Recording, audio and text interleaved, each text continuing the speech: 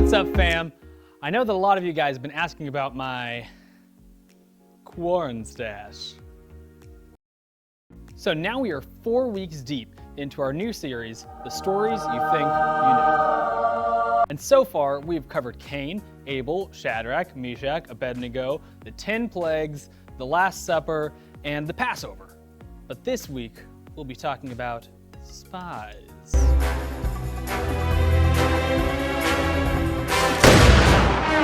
We've jumped around in history quite a bit this series. We started right at the very beginning of time, and we jumped forward 3,000 years, and then we jumped back 1,000 years, and then we jumped forward like 1,500 years. But this week I'm going to try and keep it simple. We are 1 year after last week. We are 1 year after the 10 plagues. So, as a bit of a recap, last week we talked about the Israelites. We talked about the great faith that they had and how God did all these amazing things to lead them out of Egypt and towards the promised land. We talked about that kept promise that God had. We talked about that Passover that God had, and that's what Passover is about. It's about celebrating faith. So we join the Israelites as they leave Egypt, and God parts the Red Sea, and God stops the Egyptians from chasing them down. God provides manna, food from heaven, right from the sky, and he gives them the 10 Commandments at Mount Sinai. And so right after they're leaving Mount Sinai, they're leaving, crossing the desert to get to the promised land. Now, remember all that wonderful, amazing faith that the Israelites had last week, had just a year ago. Well, it turns out that God chose the Israelite people for a very specific reason. The Israelites are really good at messing up. They're really good at doing the wrong thing. Right after they leave Mount Sinai, remember, this is only a year after the 10 plagues. This is only a year after the parting of the Red Sea. They are still getting manna from heaven. They are still seeing God in front of them as a pillar of clouds. On the same day that they are seeing God's faithfulness, they lose faith. On the same day that they see God's promises being fulfilled, they lose faith. See, the Israelites were chosen by God, and they were shown God's faithfulness, God's kept promises time after time, and they still doubt time after time. Does that remind us of anybody? You know him? Well, of course I know him. He's me. All of us act like that. All of us act like the Israelites. And so it's really important that we remember that as we go into this story. So the Israelites, they're going through the desert on their way to the promised land. When we pick up in Numbers chapter 13, and we'll just start off with verses 1 and 2. The Lord said to Moses, "Send some men to explore the land of Canaan, which I am giving to the Israelites. From each ancestral tribe, send one of its leaders. Explore the land of Canaan with one member from every tribe." That's the plan. Sounds like a reasonable plan. A plan that God did not come up with. What? Huh? How? It said just there, the Lord said to Moses. That means it's God's plan, right? Well, after a bit of digging, it shows that Deuteronomy 1:22 says, "Then all of you came to me," Moses is saying this, "and said, 'Let us send men ahead to spy out the land for us and bring back a report about the route we are to take and the towns we will come to.' The people go to Moses and are like, 'Hey, Moses!' And Moses is like, 'Yeah.' Then they go, 'You know that promised land place we're going?' And he was like, 'Yeah.' Then they say, 'We don't know anything about this place. The geography, the land, the towns, the people.' And Moses is like, 'Well, God does. He knows the place really well because, he's God and he kind of made it. So we're just going to kind of do what he says and then do what he tells us to do and go where he tells us to go.' Then they're like, 'Well, I trust God and all, but you know what else I trust? These bad boys. Why don't we just send some guys in and, to look around?' And Moses is like, 'I'll ask.' And then we get to verses 1 and 2. God says, 'Okay, send your people.' he does this not because they need spies or because he thinks that they need a battlefield report of the layout and the strategies, all that stuff. I think he does this to test their faith. He allows this to test their faith, to test the Israelites to see if they will continue to trust him. So they pick out a group of spies, one guy from every tribe that they send out, and they go out, they test the soil, they see who all's living there, they pick up some fruit, and then 40 days later, they're ready to give their report. Numbers 13, 26 through 33. They came back to Moses and Aaron and the whole Israelite community at Kadesh in the city of Paran. There, they reported to them and to the whole assembly and showed them the fruit of the land. They gave Moses this account. We went into the land which you sent us, and it does flow with milk and honey. Here is its fruit. But the people who live there are powerful, and the cities are fortified and very large. We even saw descendants of Anak there. The Amalekites live in the Negev. The Hittites, Jebusites, and Amorites live in the hill country, and the Canaanites live near the sea and along the Jordan. Then Caleb silenced the people before Moses and said, "We should go up and take possession of the land, for we can certainly do it." But the men who had gone up with him said, "We can't attack these people. They're stronger than we are." And they spread among the Israelites a bad report about the land they had explored. They said, "The land we explored devours those in it. All the people we saw there are of great size. We saw the Nephilim there. The descendants of Anak come from Nephilim. We seemed like grasshoppers in our own eyes, and we looked the same to them." When the spies come back, their report is fantastic. The land is just as wonderful as God had promised. It is indeed flowing with milk and honey. The fruit is amazing. But then they go on and say, but the people that live there, they're big, they're powerful. We can't fight them. And then our boy Caleb, he jumps in and he says, wait, guys, we can do it. We need to go out there and we need to fight them. We can do it. If God says that we can win, then we are gonna win. If God tells us to go do something, we go do it. And then the other spies, they jump in, they quiet him down, they shush him and say, whoa. Do you not hear us? These guys are huge and they are way more powerful than us.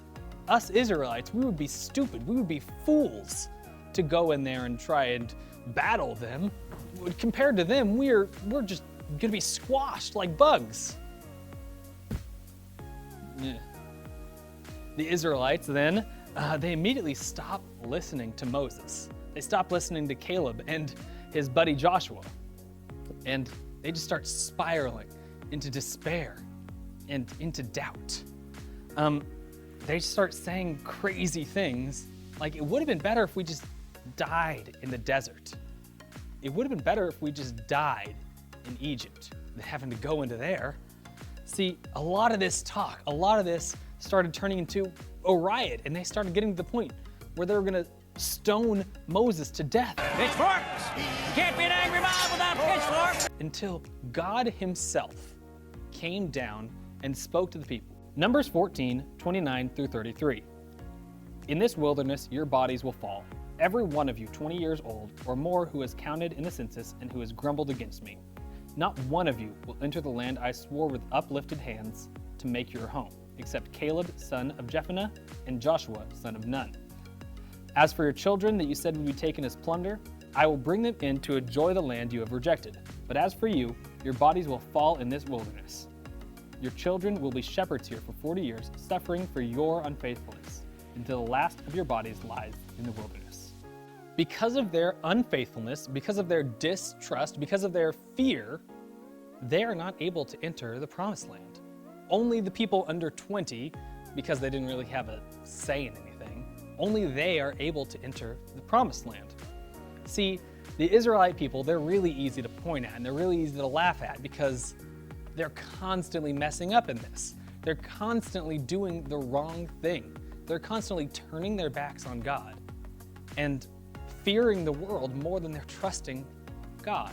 See, the Israelite people, they're really easy to laugh at, but even easier to identify with. Above the sink. Above the sink.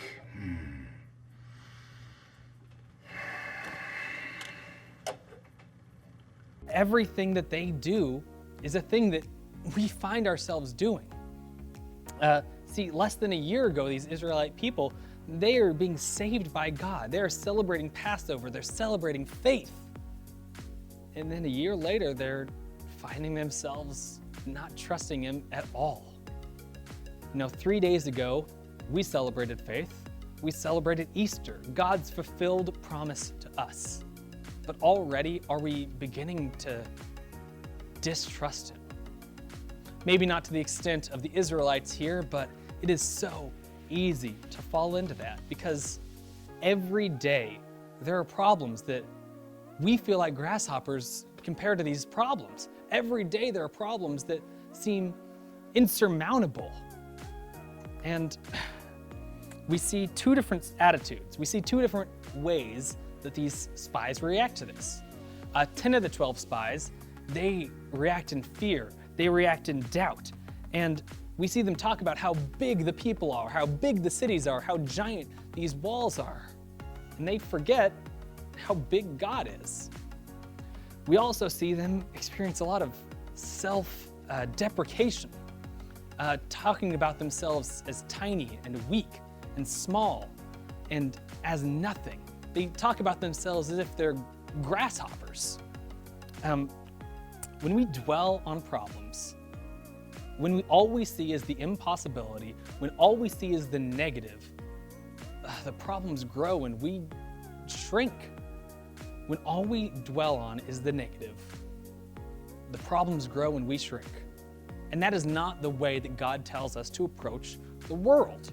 Paul writes to us in Philippians 4:12 and 13. I know what it is to be in need, and I know what it is to have plenty. I have learned the secret of being content in any and every situation, whether well-fed or hungry, whether living in plenty or in want. I can do all this through Him who gives me strength. A verse we've probably heard before, and a verse we need to hear 100 more times. I can do all things through God who gives me strength. That is the attitude that Caleb and Joshua had. They not only saw the problems, they not only saw the giant people, the giant cities, the giant walls, they were there too, they were spies too, but they saw more than that. They saw the land of milk and honey. They saw grasses growing and fruit everywhere. They saw God fulfilling His promises. They saw that promised land. They saw that God keeps His promises. And they remembered those times when God had done it for them. Now, they had an attitude of trust and of courage and of action. And that's the attitude we need to have as well. An attitude of trust, courage, and action. Trust that God has fulfilled His promises before and that He will fulfill His promises again. Trust that God knows more than us and that God knows better than us. And trust that we can lean on Him in the hard times. Courage to step out in faith, to step out into the impossibilities of the world. Courage to be confident in the gifts that God has given us and to use them for something good. And to action. To have an attitude of action where we are not crippled by fear, we're not drowning in our own doubts, but we will actually step up and do something. Now, for you guys right now, that might not be going out and doing something, but there are a dozen things that you guys can do at home to take action. So the story of the spies in the Promised Land, it's a story about fear and doubt versus trust. It's a story about self-deprecation versus confidence. It's a story about being crippled by fear versus being confident and motivated to act. So as we head back into our small groups, I want everybody to take a second. Take a second and think about how we can act more like Caleb and Joshua. And a second to think about, realize when we're acting like, when we're thinking like those other 10 spies. Will you pray with me? God, thank you so much for all these amazing people. Thank you so much for what you did for us on Easter Sunday. God, please be with us as we're going into this world that has so many problems that we are surrounded by constantly. These huge, real problems. But help us to remember that in the middle of those problems, that you are there with us. In the middle of all of our troubles, that you are there with us. Help us to have an attitude of trust, that we will rely on you. Have an attitude of courage where we will do what you say, and action where we can actually have the energy, have the willingness to do something. God, thank you for being with us in the middle of this storm that we were going through. In your name we pray, amen. Head back to small groups, guys.